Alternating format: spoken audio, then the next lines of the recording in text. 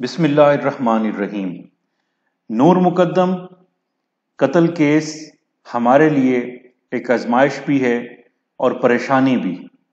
हम में से हर शख्स, हर पाकिस्तानी इस पर शर्मसार भी है और ये सोचने पर मजबूर भी कि हमें इस तरह के मामलात से अपनी अगली नस्लों को कैसे बचाना है। आज की इस वीडियो में हम ये कोशिश करेंगे कि इस कत्ल के नफ्सियाती पहलुओं पर गौर करें, इन दोनों शख्सियात का तज्जिया करें और इस नुक्ता नज़र से करें कि हमें अपनी अगली नस्लों के तहफ़्फ़ुज़ के लिए क्या करना चाहिए। जहाँ तक नूर मुकद्दम की बात है, हम सबसे पहले तो अल्लाह ताला से दुआ करते हैं कि वो नूर की ख़ताओं से दरगुजर फरमाए और उसके साथ अपनी रहमत और बख्शिश का मामला फरमाए, आमीन। इसके बाद हमें ये देखना है कि इन दोनों शख्सियात के नफ्सियाती पहलू क्या हैं और इन दोनों शख्सियतों में वो कौन सी खामियां ऐसी मौजूद हैं कि जिनसे हमें अपनी अगली नस्लों को बचाना है। जो शख्स जिसने कत्ल किया ज़ाहिर जाफर, उसने एक ऐसा फेल सर अंजाम दिया कि जिसने कुरून वस्ता की वहशी कौमों की याद दिला दी है और एक ऐसा तर्ज अमल सर तन से जुदा कर देना, कत्ल कर देना, ये एक ऐसे तर्ज अमल हैं कि जो इस वक्त जदीद दौर में किसी तौर भी बर्दाश्त नहीं किए जा सकते। इसके अलावा भी ज़ाहिर जाफर की शख्सियत में कई ऐसे पहलू मौजूद हैं कि जिनका तज्जिया करने की ज़रूरत है। मिसाल के तौर पर हम ये कह सकते हैं कि ज़ाहिर जाफर एक बुनियादी इंसानी अखलाकियात से आरी शख्स है। वो आला तालीम याफ्ता तो है, लेकिन इंसानी और इस्लामी अक़दार से दूर है। वो हवस और जुनून की गुलामी में गिरफ्तार एक शख्स है। इंसानी जज्बात और एहसासात की उसे कोई कदर नहीं। और इससे ज़्यादा हम ये कह सकते हैं, अगर हम उस शख्सियत का गहरा तज्जिया करें तो हम ये कहेंगे कि ज़ाहिर जाफर मुआशरती और जज्बाती लिहाज से अदम तवाज़ुन यानी सोशली और इमोशनली इम्बैलेंस पर्सनैलिटी का हामिल शख्स था। ये वो तमाम खराबियां या कमजोरियां थी जो ज़ाहिर जाफर की शख्सियत में मौजूद थी। दूसरी तरफ अगर हम नूर मुकद्दम की शख्सियत का जायजा लें तो उसकी शख्सियत में हमें जो पहलू नजर आते हैं कि वो भी आला तालीम याफ्ता खातून तो जरूर थी, लेकिन दीनी और अखलाकी तरबियत उसके पास भी नहीं थी। इसके अलावा वो एक ऐसी खातून थी कि जिसने कातिल के मनफी जज्बात को समझने में कमजोरी दिखाई, उस पर अंधा एतमाद किया और उसी वजह से वो इस हालत को पहुंची। इसी तरह से उसे अपनी हिफाजत करने की तरबियत उसको नहीं थी। वालिदैन और काबिल एतमाद रिश्तों से उसका ताल्लुक कमजोर था। खास तौर पर अपनी वालदा के बार बार पूछने के बावजूद उसने उन्हें नहीं बताया कि वो कहाँ जा रही है और उसका क्या मामला है। इसी तरह से जिस तरह से ज़ाहिर जाफर की शख्सियत में हमें मुआशरती और जज्बाती अदम तवाज़ुन नजर आता है, तो नूर मुकद्दम की शख्सियत में भी ये पहलू नुमाया है।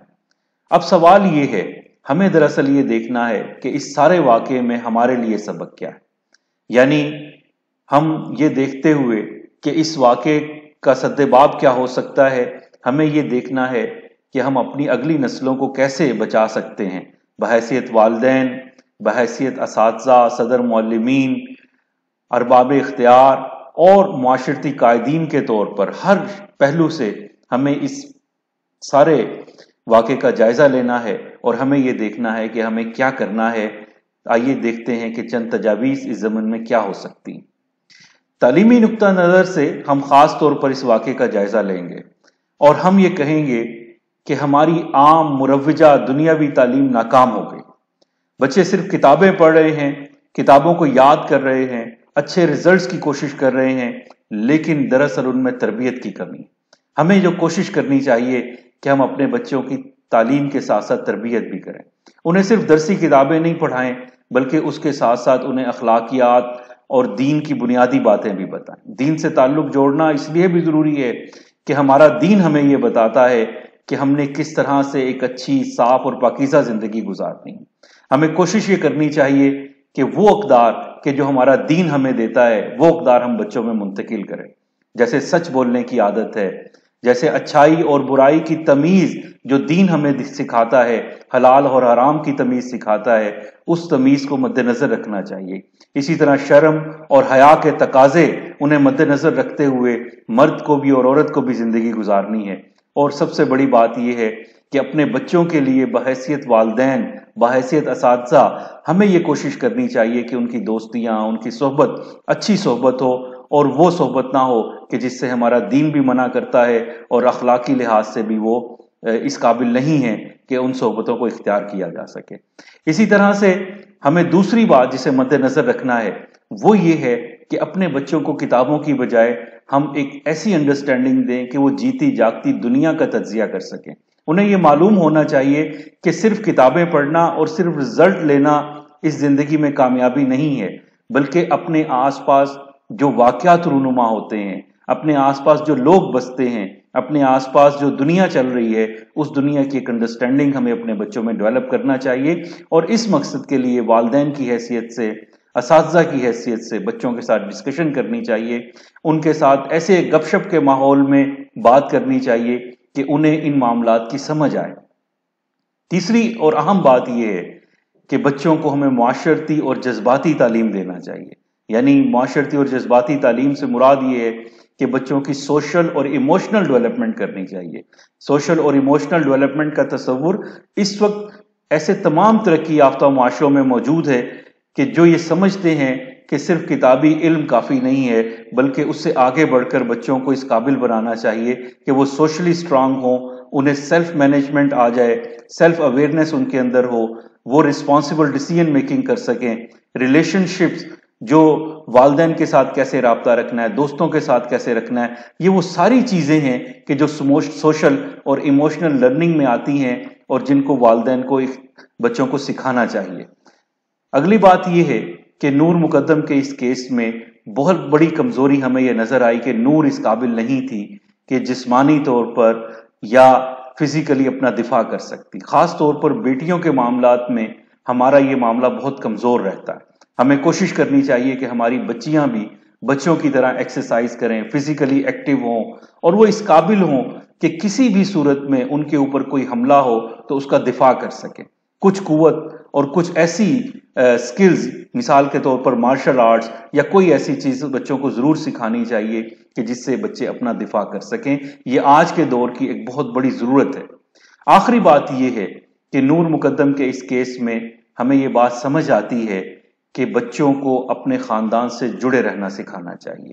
نور کے کیس میں ہمیں یہ محسوس ہوا کہ اس کا والدین سے رابطہ کمزور تھا، اور والدین بھی شاید یہ سمجھتے تھے کہ محض کھلانا پلانا اور بچوں کو اچھی تعلیم دے دینا یا اچھے اسکولوں میں داخل کروا دینا ان کے لیے زندگی بھر کے لیے کافی ہے، لیکن در حقیقت ایسا نہیں ہے۔ ہمیں بچوں کے ساتھ جو جنریشن گیپ ہے اسے فل کرنا ہے، ہمیں بچوں کے ساتھ اچھا تعلق ڈیولپ کرنا ہے، ہمیں انہیں اس قابل بنانا ہے کہ وہ اپنی ہر بات کو آپ کے ساتھ شیئر کر سکیں، ہم اس قابل بنانا ہے کہ وہ گھر میں ایسا ماحول دینا چاہیے کہ جس سے بچے یہ محسوس کریں کہ ہمارے سب سے قریبی دوست، ہمارے سب سے قریبی عزیز ہمارے والدین ہیں، اور ان کی مرضی اور اجازت سے ہمیں زندگی میں ہر کام کرنا ہے۔ اگر ہم اپنے خاندانی نظام کو مضبوط بنائیں گے تو ہم امید کر سکتے ہیں کہ اس طرح کے دیگر واقعات ہمارے اس معاشرے میں نہیں ہوں گے، اور ہمارے بچے محفوظ بھی رہیں گے، اور ہمارے بچے بہت تیزی سے آگے مستقبل کے مراحل طے بھی کریں گے اور اپنی حفاظت بھی کر سکیں گے۔ بہت شکریہ۔